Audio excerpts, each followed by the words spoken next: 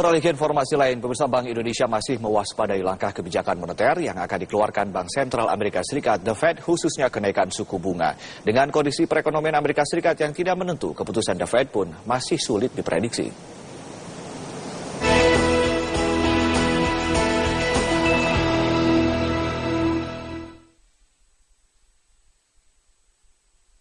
Pasar saham dan pasar keuangan global kini dalam kondisi berdebar menanti hasil FOMC meetings yang akan digelar The Fed 20 September nanti.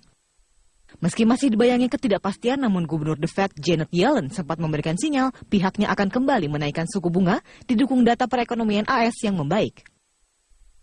Bank Indonesia pun meyakini The Fed akan menaikkan suku bunganya setidaknya sekali lagi di tahun ini.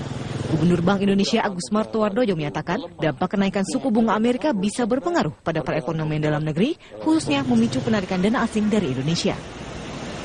Indonesia sebagai satu negara berkembang yang indikator ekonominya baik, memang masih ada tantangan karena transaksi berjalan kita defisit.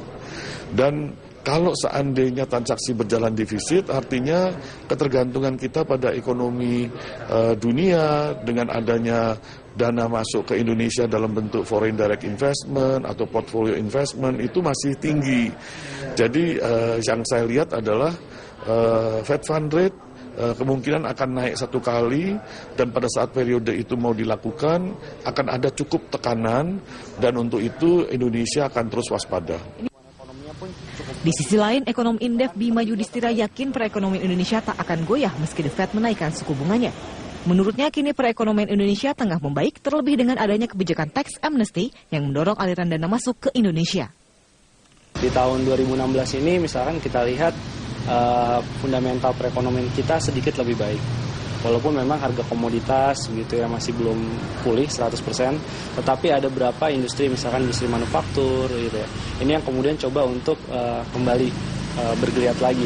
Artinya nanti dampaknya dari The Fed ini tidak terlalu besar. Sebagai gitu ya buffer dari capital outflow ini adalah dari tax amnesty. Nah, kita harap nanti di bulan September gitu ya kalau bisa memang tax amnesty itu digenjot terus. Gubernur The Fed Janet Yellen sempat menyatakan kondisi pasar ketenagakerjaan AS mendukung kenaikan suku bunga The Fed. Sebelumnya The Fed memutuskan untuk menaikkan tingkat suku bunga di level 0,25 hingga 0,5% Desember 2015 lalu. Tim Liputan Metro TV.